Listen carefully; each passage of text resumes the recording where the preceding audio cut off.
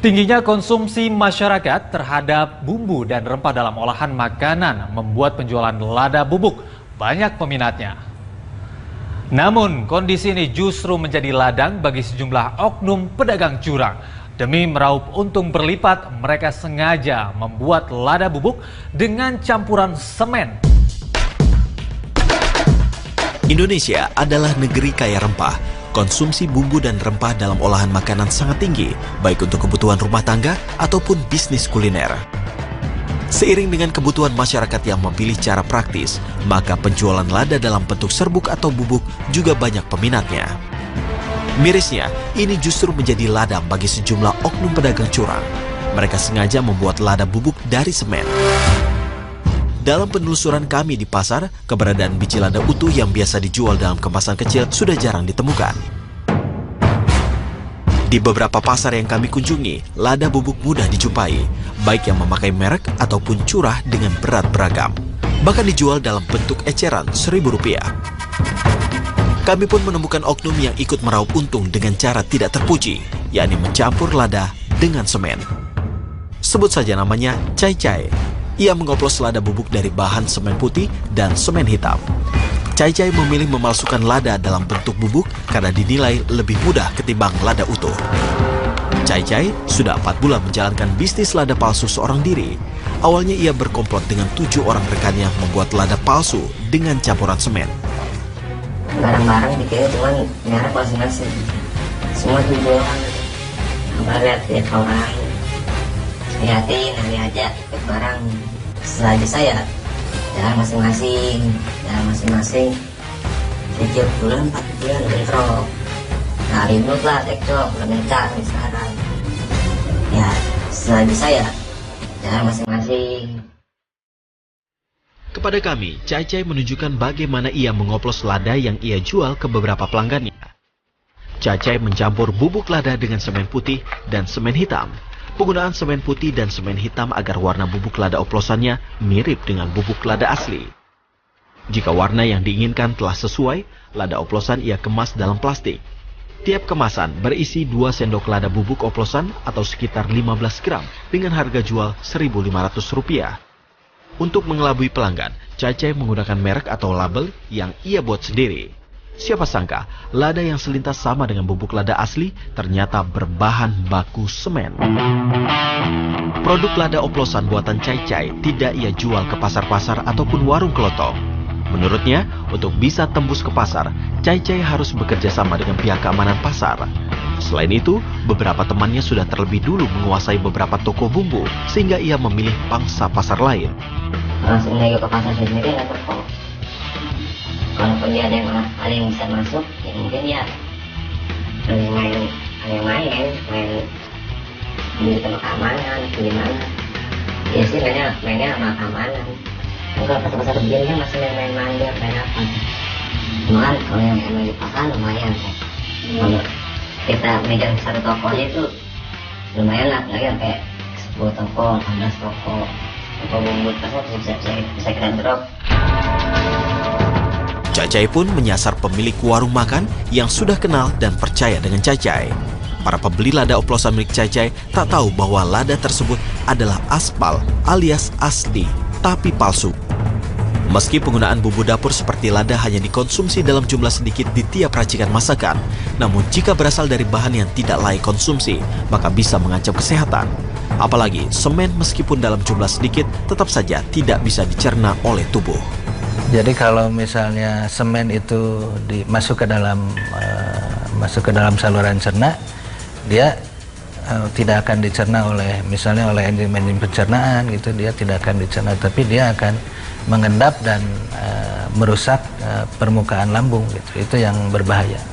Semen itu termasuk zat korosif, jadi dia bisa menimbulkan perdarahan di kerongkongan, bisa menimbulkan perdarahan di lambung ya.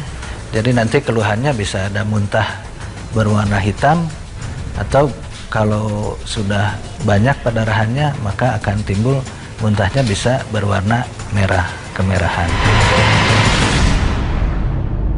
Untuk membuktikan kebenaran adanya peredaran lada palsu di pasaran, kami mengumpulkan sejumlah sampel lada untuk diuji dan hasilnya setelah jeda iklan berikut. Kandungan semen yang dicampurkan ke dalam lada sebagai bumbu masakan bisa beresiko bagi kesehatan. Penumpukan partikel semen yang halus dari waktu ke waktu akibat mengonsumsi lada palsu dapat merusak struktur paru-paru, bahkan dapat menyebabkan kanker. Nah, untuk mencegah agar Anda tidak tertipu dengan lada palsu, kami akan berbagi tips membedakan lada asli dengan lada palsu. Informasi ini sekaligus mengakhiri jumpa kita sore ini. Saksikan episode menarik lainnya dalam reportase investigasi setiap Sabtu dan Minggu pukul 15.30 waktu Indonesia Barat hanya di Trans TV. Saya Ivan Kurnia, sampai jumpa. Maraknya peredaran lada palsu di sejumlah pasar membuat konsumen terutama ibu rumah tangga patut waspada. Lada semen berbentuk bulat tak sempurna, sekilas tak ada bedanya dengan lada asli. Namun akan ketahuan ketika akan diolah. Lada palsu mudah hancur dan ketika digerus tak memiliki serat seperti biji lada asli. Dan untuk membuktikan kebenaran adanya peredaran lada palsu di pasaran, kami mengumpulkan sejumlah sampel untuk diuji. Hasilnya, dari 7 sampel yang diuji oleh tim peneliti dari Universitas Pasundan, 3 diantaranya positif mengandung kandungan abu di atas ambang batas. Ternyata dari 7 sampel itu, 3 tidak memenuhi syarat kadar abu. Di mana kadar abu yang untuk merica bubuk itu adalah maksimum antara 5 sampai 7 yang bubuk, gitu kan. Ternyata di sini melebihi, berarti konotasinya berarti di dalam sampel lada itu mengandung kontaminasi selain daripada lada itu sendiri. Seperti diketahui, semen adalah bahan baku bangunan. Penggunaannya dipakai untuk merekat batu bata maupun bahan bangunan lainnya. Debu semen merupakan partikel yang sangat kecil dan halus yang dapat masuk ke saluran nafas jika terhirup. Penumpukan debu dari waktu ke waktu dapat merusak struktur paru-paru, bahkan dapat menyebabkan kanker paru. Meski sangat jarang kasus semen tertelan hingga ke organ pencernaan, namun tetap saja hal itu mengandung resiko. Apalagi semen bukanlah bahan yang diperuntukkan masuk ke dalam tubuh. Kadar abu tinggi. Kadar abu tinggi itu ketakutan, yang saya takut itu di sana itu ada logam-logam berat. Di mana logam berat yang paling berbahaya misalkan ada PB, ada Hg, ada arsen. Nah, itu biasanya terdeteksi dengan kadar abu yang tinggi. Lada itu kan dipergunakan hanya untuk bumbu. Bumbu kan penggunaannya sedikit. Tapi kan kalau kita misalkan menggunakan bumbu itu sehari-hari di makanan yang banyak juga nanti terakumulasi di dalam tubuh. Jadi kalau misalkan di sana misalkan disinyalir ada logam berat yang berbahaya, itu akan mempengaruhi terhadap sirkulasi makanan di dalam tubuh kita, itu akan berbahaya. Agar tak tertipu dengan lada palsu, ada baiknya Anda memperhatikan perbedaan keduanya. Ini kalau secara selintas, mungkin orang tidak akan menyangka ini adalah lada asli karena bulatannya hampir sama. Tapi kalau kita lihat lagi secara seksama, kalau lada yang asli, kalau dalam bentuk butiran ini tidak mungkin menimbulkan debu yang begini banyaknya.